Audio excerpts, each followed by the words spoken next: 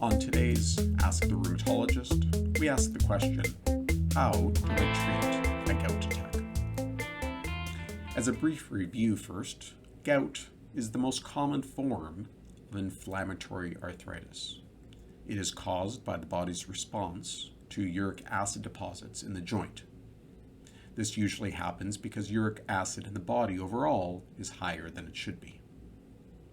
Gout is much more common in men than women, and it's usually described as a sudden onset of a red, hot, swollen, and very painful joint. The most common joint described is the big toe, but we also see it in the ankle, knees, and many other joints. If left untreated, gout usually will last between 5 and 7 days, although certainly with more attacks over time, these attacks can last longer.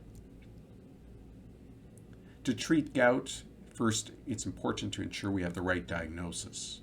This is made through a discussion between your physician and yourself, trying to describe what is going on, as well as to review potential other risk factors. These may include increased weight, age, family history, recent surgery, medical conditions such as kidney disease, thyroid disease, diabetes, high blood pressure, or others. Alcohol intake can increase your risk for a gout flare, beer in particular. Medications can also increase your risk, including but not limited to low-dose aspirin, as well as a number of diuretics. And then we should mention diet.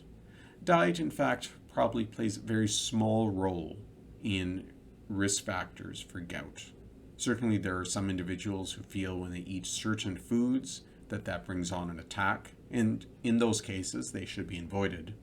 But in many cases there is no specific food that necessarily increases that risk. In some cases, a joint aspiration or taking fluid out of the affected swollen joint might be helpful to make a diagnosis, as one can look for uric acid crystals, which is the common finding in a gout flare. It can also help rule out other conditions which may be causing the swollen joint. Once a diagnosis is made, we can begin treatment. In terms of treating the acute gout flare, there are a number of options, and we'll discuss the most common ones here, although there certainly are other ones which may be useful in particular situations and worth discussing further with your physician or rheumatologist. Anti-inflammatories are a common medication used to treat gout flares. Over-the-counter things like ibuprofen, which would be Advil or Motrin, naproxen, which is Aleve, would all be appropriate for a gout flare. Some individuals need a prescription strength of an anti-inflammatory, and of course it's important to ensure anti-inflammatories are safe to be taken for any given individual, depending on their overall medical health. Colchicine is a different type of anti-inflammatory, not in the same family as ibuprofen and naproxen, and may be a good alternate option for those with acute gout attack. Often, colchicine is used 1 to 2 tablets per day, even 3 tablets a day during an acute attack. In some situations, your physician may be able to inject some steroid medication directly into the joint to settle down the inflammation. For more information about these specific treatment modalities, please visit our website or speak with your rheumatologist further. Once the acute attack is over, you may want to have a discussion about chronic gout treatment. In other words, can we prevent the flare from happening in the first place? And certainly the answer is yes. In fact, today it is very possible to ensure someone does not have ongoing gout flares. To do this, we lower the uric acid in your body. By doing that, it lowers the uric acid in your joints, and with less uric acid in your joints, it reduces the risk of flares. This chronic treatment does not work overnight. It could take 3, 6, or even 12 months to see the benefits of any of these medications which lower uric acid.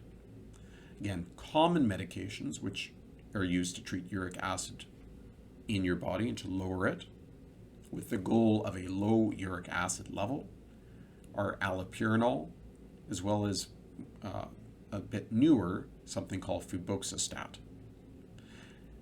There is not necessarily a defined dosing for these, as the key is to ensure the uric acid level in your body is appropriately low.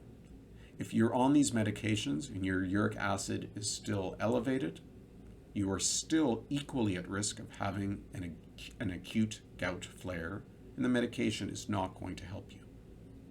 Other things that can be helpful include lowering your alcohol intake, specifically beer, but any alcohol.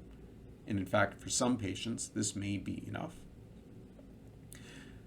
Some patients will try to lower the amount of foods, purine-based foods in their diet to prevent gout flares. Sometimes this can be helpful, but ultimately this will only lower your uric acid level by about 10%, which is often not enough in most individuals.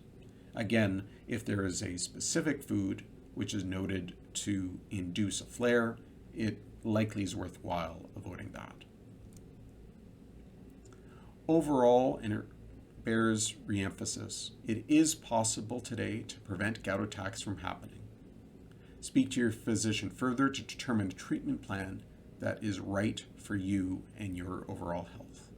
And for more information on gout and its treatments, please feel free to visit us at our website at Alberta Rheumatologist.